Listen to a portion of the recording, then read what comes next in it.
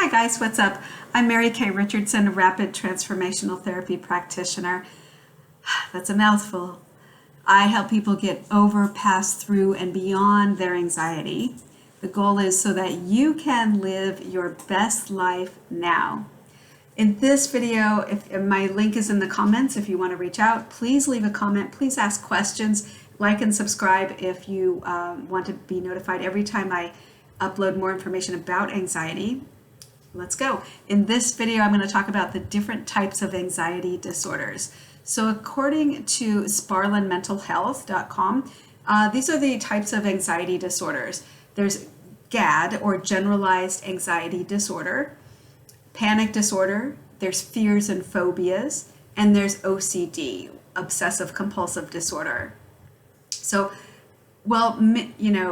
many types of experiences and feelings, they're related to each of us differently. So how you may think of anxiety or experience anxiety, you might be labeling it as stress. You might be labeling it as something else, frustration, overwhelm, because we all think of it differently and experience it differently as well.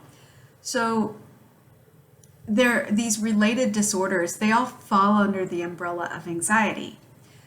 In this video, I'm going to talk about a lot about obsessive compulsive disorders, and fears and phobias. Fears and phobias, it's fear of heights, fear of open spaces, fear of closed spaces, fear of performance situations, or being just home alone. Those are fears and phobias, and they're all rooted in a certain, the cause is different for all of us.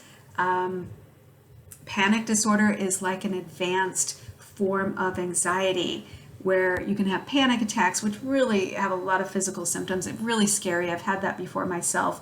So if you have that, I feel for you, and it's definitely very, very troubling for sure. There are some common things that I believe tie these things together.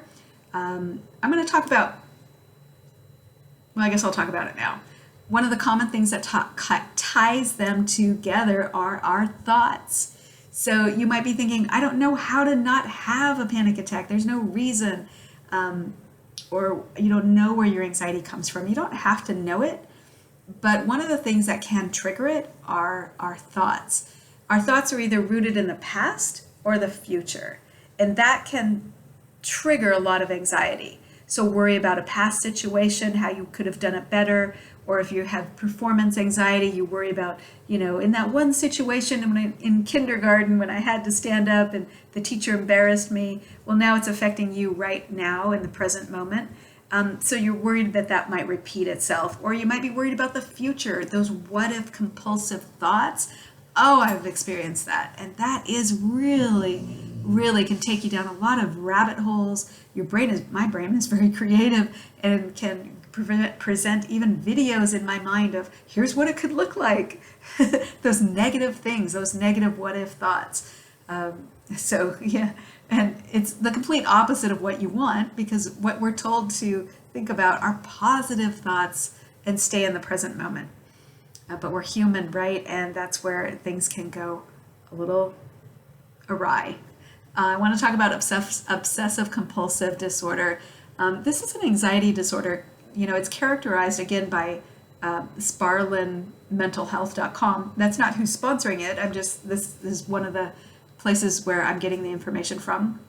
But we all know OCD. We've heard of it. We've experienced OCD, where a person has to line up everything to be perfect on their desk, or they're stuck in a loop going around and around, repeating repetitive behaviors that momentarily kind of ease the fear or the anxiety, but usually it comes back even stronger. Let's talk about OCD, because I have experienced this. And for me, I run this business, and a lot of times I wasn't even aware that I was experiencing anxiety. I would just get up from my desk, or feel the need to get up from my desk and go do something. Like, for me, it was like vacuuming. Like, I just felt like I needed to vacuum the house, or vacuum, or the office, or wherever I was. And for me, I didn't realize why I would want to do this in the middle of the day. But it was like this compulsion. And soon I began to realize, wait a minute, that was triggered by some anxiety. And for me, it's a way of getting and releasing the anxiety by doing something.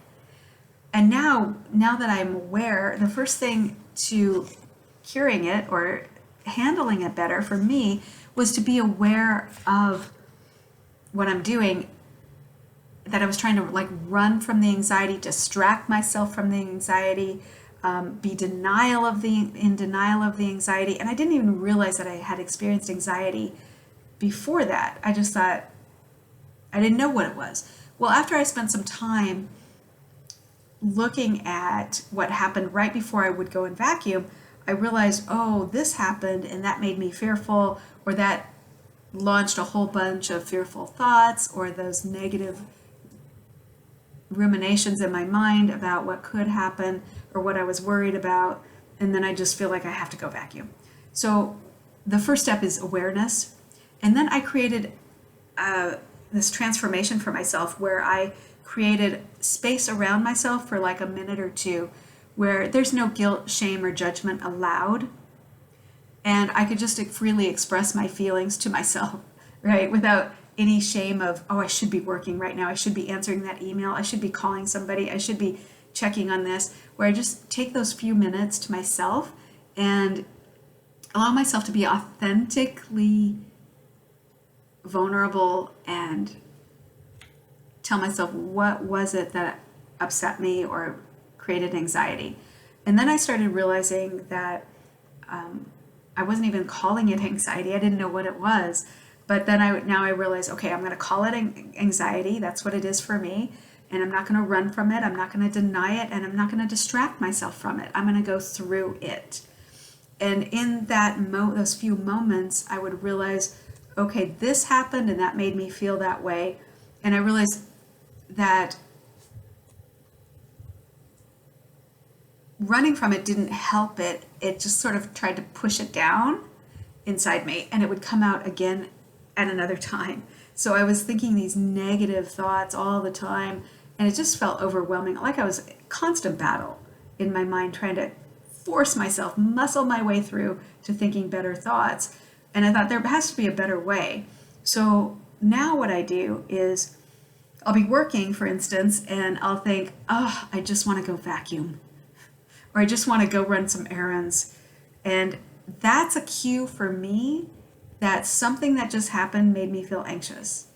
And then I start looking through my environment, what I was doing, what I was thinking, and it's almost always something I was thinking. A worry, a what if, a fear, and then I deal with it. So dealing with it, it's a feeling, right? A thought is like a worry about something that could happen. And once I started dealing with it, those feelings and worries really just started kind of evaporating. But it was when I would try to fight it and deny it and run from it, where it would just push it down even deeper, only to bubble up even stronger. Because feelings want to be felt, and then they can be released. So that has helped me with OCD. And now it doesn't take me a half a day to get back on course. It doesn't take me an hour to get back on course. It doesn't take me but a minute or two to just realize I've trained myself to say, oh, I just want to go vacuum, or oh, I just want to straighten this stuff out, or I just want to put everything in a certain order. And it's not an organizational thing. I know it's an anxiety trigger. It's myself telling myself I'm anxious. So that's a cue for me. You might try the same thing. It may help you as well. And it's not always in the physical, although, people that live alone, they may check the locks on their door over and over and over again, even though nobody's come in, nobody's gone out. And it's a fear of being alone. It's a fear of, even they might have an alarm system, and they just feel like it reminds them of being vulnerable, which we're all vulnerable, right, in different ways.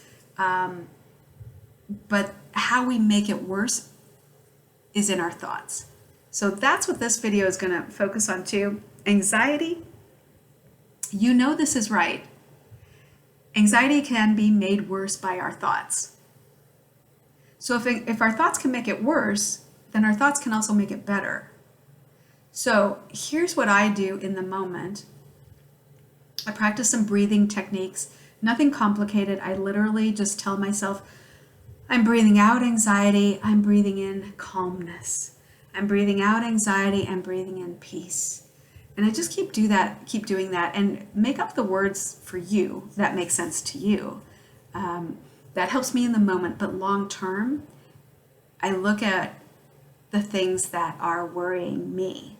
And it's usually an anticipated what if situation. And the more time I give that what if thought in my mind, the worse it becomes. So in my mind, I've created a big red button that says delete, and I imagine stepping on it, pressing it with my hand, whatever feels good in the moment, crushing it, whatever it is in the moment, but I press that button and the thought is like busted. So that helps me to crush those negative thoughts. And if they keep coming back, it means that I haven't gotten to the root cause of the negative thought. Okay, so am I worried about something? Am I worried about, I don't know what it would be, but getting to the root cause of the worry is a way that you can help it not come back instead of trying to run from it. So if you're struggling with those ruminating thoughts and videos, don't give it time in your mind.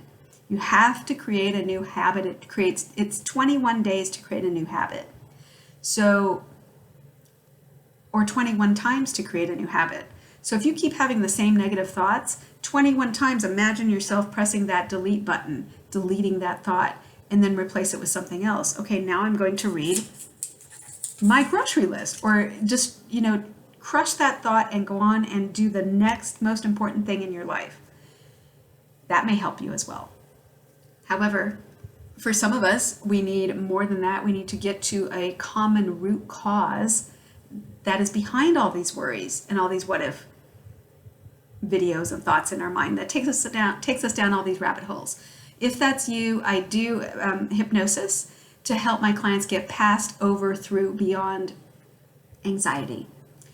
And so that you don't have to suffer from, fears and phobias, OCD, unwanted addictive habits like smoking, or, eating when you're nervous, or eating when you're happy, or eating when you're upset, because those are all just symptoms. We need to get to the root cause. So anxiety is a really powerful thing to get control of, and the first step is your thoughts. So if you want something to do right now,